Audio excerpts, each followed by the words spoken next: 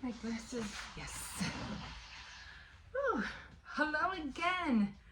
My name is Emma, and welcome to another year of Faith Night Friday. Almost forgot what I was going to say there. Okay, so it's a new year, but we are still proceeding where we left off a few months ago, which was 1 Samuel, the book of 1 Samuel, and we were reading chapter 14. That's where I left off. So now we're doing chapter 15. So let's jump right in. And let me just clean these glasses a little bit. I don't know how they get dirty. They get dirty so fast, so quick sometimes. So we're just going to jump right in. The time is of the essence. And it just like time just flies by so fast. So again, you know that the story is, if you want to go back, you could check my videos, and I tell you at the beginning what 1 Samuel is about, and it's about two oh my God. Okay. Well, it's about 2 kings and 1 prophet. And God bless you. Yeah. So we're just going to continue. As you know, Eli, Samuel, and Saul were the reasons why this whole thing got started. And knowing that back in the day, the Israelites were always envious or always wanted a king because they got tired of having leaders but not really a king. So they wanted, like, literally a king to govern and to tell them what to do and what a king does. And God didn't want to do it, but since they were crying about it, and God was like, but I'm your king. I'm here. I'm right here. But they couldn't really see him tangibly, like they couldn't see him face to face. And it's like, talk about having faith and believing and not seeing your king. You just had to believe that he was there. But they wanted a physical king, so God said, fine, I'll give you a king. So he ended up getting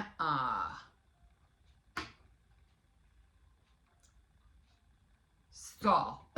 I'm just trying to backtrack. It's been a minute since I've been on here.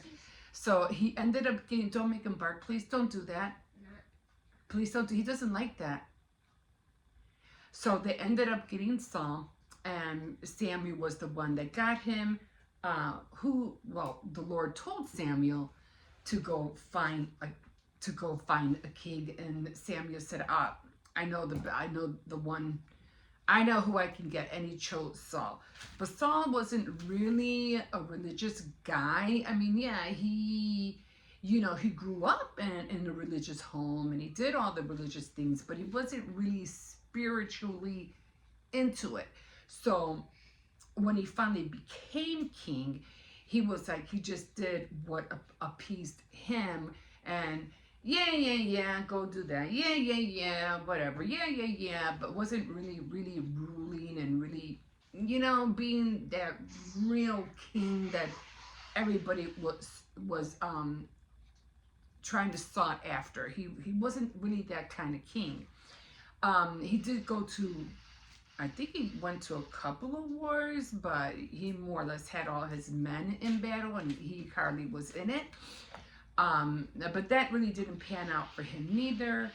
But and so that's where we're at right now. And right now we're at the point where God had enough with Saul. He's like, I am like, you keep disobeying me.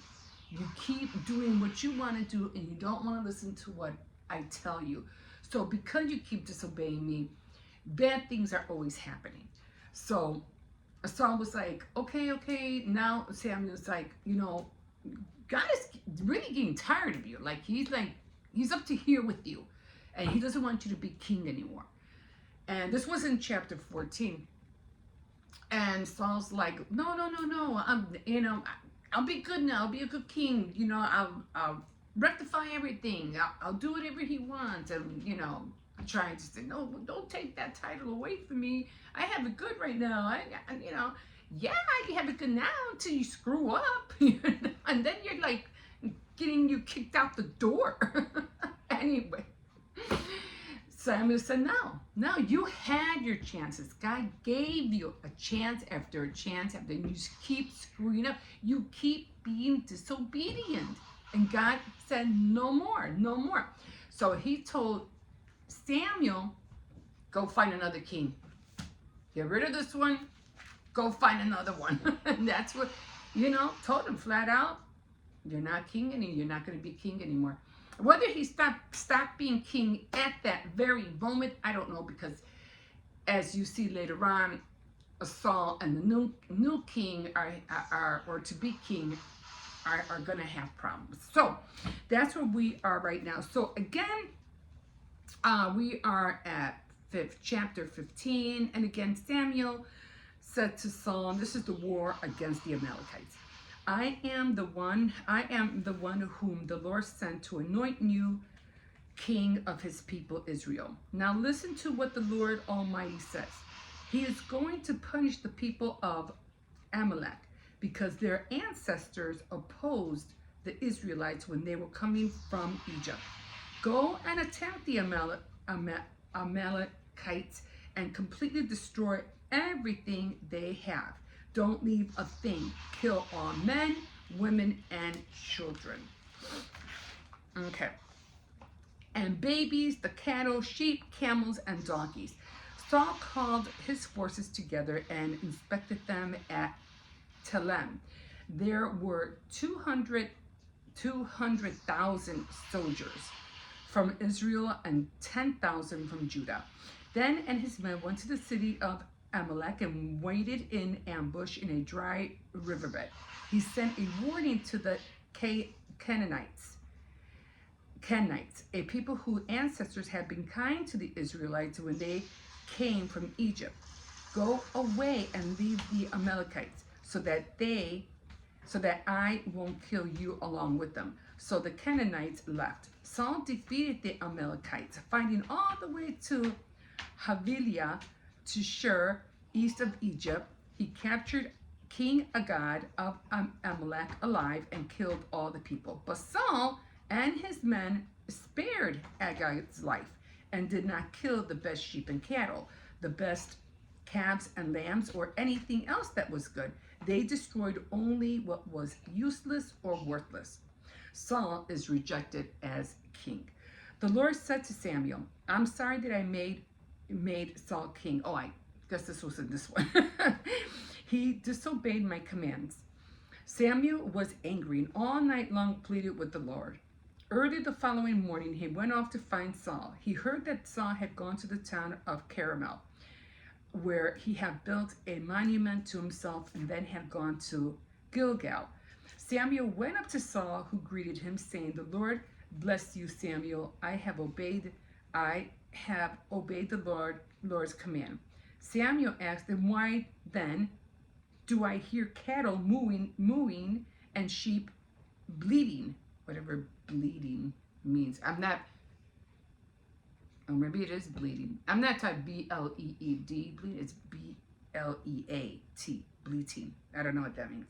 Saul answered, well, my men took them from the Amalekites. They kept the best sheep and cattle to offer as sacrifice to the Lord your God, and the rest have destroyed completely.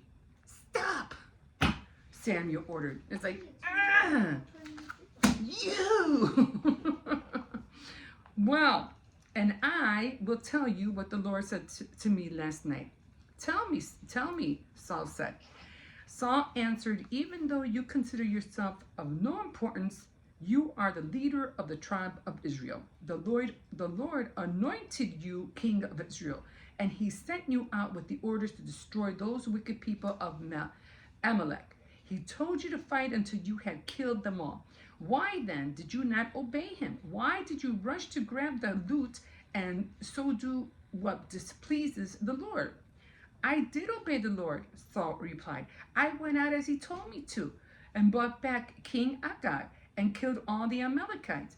But my men did not kill the best sheep and cattle that they captured. Instead, they brought them to Gilgal to offer as a sacrifice to the Lord, your God, and as sacrifices. And Samuel said, which does the Lord prefer, obedience or offerings and sacrifices? It is better to obey him than to sacrifice the best sheep to him. Rebellion against him is as bad as witchcraft. Wow. Rebellion. Yeah. So, and arrogance is as sinful as idolatry. Because you rejected the Lord's command, he has rejected you as king. You're done, buddy. You're done. Yes, I have sinned, Saul replied. I disobeyed the Lord's command and your instructions. I was afraid of my men and did what they wanted. But now I beg you, forgive my sins and go back with me to Gilgal so I can worship the Lord. I will not go back with you, Samuel answered. You rejected the Lord's command, and he has rejected you as king of Israel. Then Samuel turned to leave, but Saul caught hold of his cloak, and it tore. That might have been a big thing, because Samuel said to him, the Lord has torn the kingdom of Israel away from you today and given it to someone who is a better man than you. Ouch, ouch. Israel's majestic God does not lie or change his mind. He is not a man. He does not change his mind. And I have sinned, Saul replied, but at least show me respect in front of the leaders of my people and all of Israel. Go back with me so I can worship the Lord your God. So Samuel went back with him to Gilgal, and Saul worshiped the Lord. Bring King Agag here to me, Samuel ordered. Agag came to him, trembling with fear, thinking to himself, what a bitter thing it is to die. Samuel said, as your sword has made many mothers childless, so now your mother will become childless. And he cut Agag to pieces in front of the altar in Gilgal. Then Samuel went to Ramah, and King Saul went home to Gibeah. As long as Samuel lived, he never saw the king. He grieved over him. The Lord was sorry that he had made Saul king of Israel. Now we're going to go to our commentary. And we're going to go to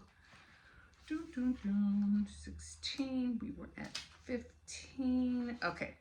So the commentary here, but let's find out, because you have to remember, I'm learning with this along with you. Even though I know a little bit of the story, but I really didn't know a whole lot. Like, I didn't know there was a king before the one coming. So I didn't know that. I didn't know Saul was a king. I thought he was a prophet too.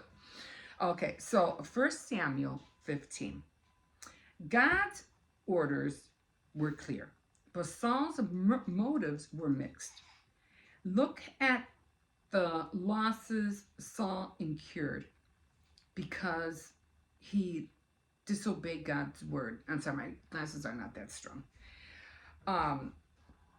He lost his character, for he lied to Samuel and tried to blame the people. Now he said, oh, well, that's what my men wanted. Saul was very good at excuses. He lost his friend Samuel, who had anointed him, taught him, and prayed for him. He lost his crown. God took the kingdom from Saul and gave it to David. Now you have to remember, I didn't mention David because I didn't want you to know, but spoiler alert!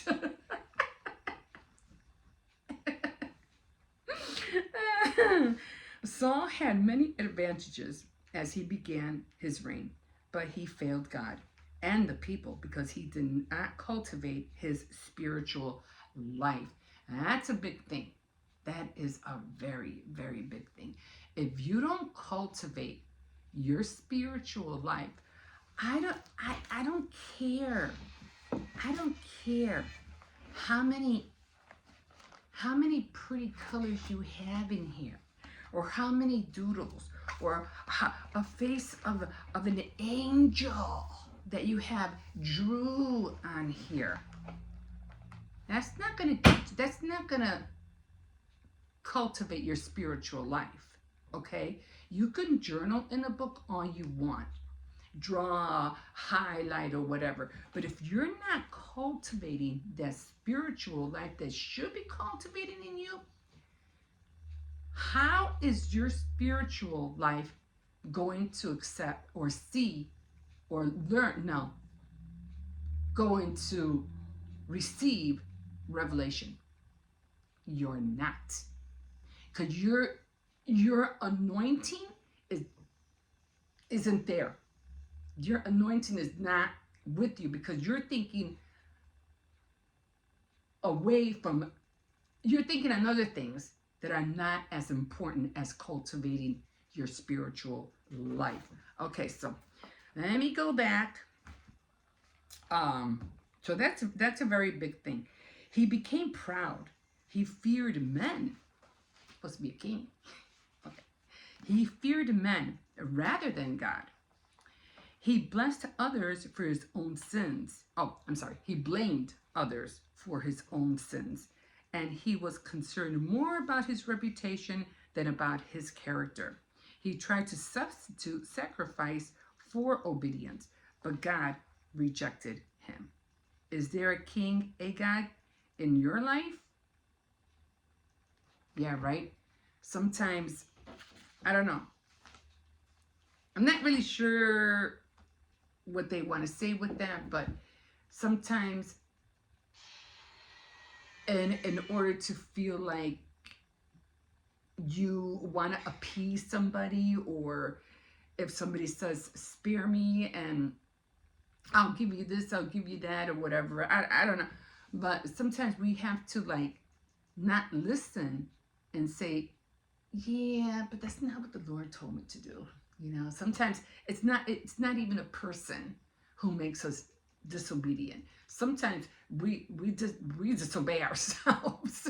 Like, the Lord told you to do this and you didn't listen. And that's why you're going through this problem. That's why you're having a hard time, because you don't. Sometimes you could be your own Agag, to tell you the truth. Because I don't think we're that close with people to have somebody like that in our lives, but we could be our own Agag. Okay? So beware of that. Sometimes we can do things to fault ourselves, and then we want to blame other people for it. Well, no. This was your doing. So that's where we are today. And let me see where I'm at, because I can never tell where I'm at. Usually on the camera I can tell, but I'm recording on my phone because all my batteries are dead. Okay, so the reason I did not come on for a few months, and that was because of everything that has been happening, you know, in Gaza and in you know, between Israel and the Palestinians. Now you have to remember, in the 10 Commandments, God says, love thy neighbor as you love yourself. Love thy neighbor as yourselves. And that's not what Israel's doing. And they're right next door to you. So, I mean, women and children are being killed. Soldiers on both sides are being killed. Homes, buildings are being destroyed. Just because, and why? Just because you don't want to help your neighbor get a job? You want your neighbor to starve? You know they don't have what you have. But you want your neighbor. And God said, one of the commandments, love thy neighbor as yourself. And let me tell you, Let me tell you, they're not that. Israel has been doing, don't get me wrong, I will always pray for Israel, for peace, of course. But Israel keeps doing the same thing over and over and over again. And when is it going to end? We don't know. We are still in that we're in that Bible time period. We're seeing it. We're seeing prophecy unfolding in front of our eyes in these days. God is not done with Israel, not by a long shot. Not because they keep doing the same thing over and over and over again. You're letting your neighbors die. You're letting your neighbors starve. You're gone. Israel's going to have to answer to God for that. They're going to have to. I pray for Israel to change their ways, to, come to terms with, who Jesus is and accept him for who he was, who he is, and who he is going to become. But they don't want to. As of now, they're still waiting. They're still waiting for their king. Okay. Well, all the other kings that I know are gone and dead. The only one that's still alive, and that's Jesus, the king over the whole earth and the world. So that's my king, and it should be your king too. Yeah, he's not a physical king, not yet. Not yet. He was, because he was here. And he was, and he is, and he's going to be. So, again, I pray that Israel and the Palestinians find a way to make peace with each other so they can stop making each other suffer. It has to end eventually, and it will. God will make sure of it, because we are close to the end times. Not as far, but every day we get closer. We get closer. So that's why I wanted to just, because of everything that, is going on, I said, let me step back a little bit. But here we are. And we're going to learn from this, the both of us together. And again, I still watch the news. I still see, see what's going on.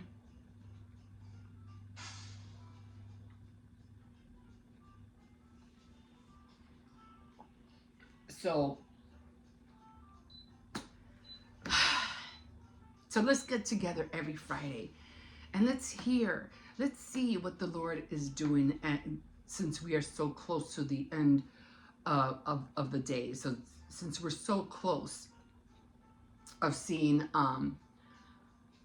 prophetic, what was said in the Bible happening, like I said, in front of our eyes. It's unfolding right in front of us. Prophecy taking place. So let's do it together. And I'm gonna, try, just to try to be more, engaged. I did have my book. I lost my book, the one I was, reading out of, and because of all the, everything that was going between Christmas and New Year's, I don't know where it's at. It's somewhere. I'll find it. But let's try to engage with the word, and not so much with frivolousness. I mean, you can draw, on your whatever, your book or whatever, doodle, whatever, but like I said, that's not going to get you where you need to be with God. You need to cultivate the word into your life so that you can see his blessing flourish out from in you outward and to the people around you. So that's the only way it's going to happen, guys. It's the only way it's going to happen. So we'll talk more about this. I'll try to extend it more. But like a fish in the sea, so glad you caught me. And we will catch you next week on Faith Night Friday. I know it's still light out. But again, this will be up for you at nighttime. Okay, guys. We'll see you next week.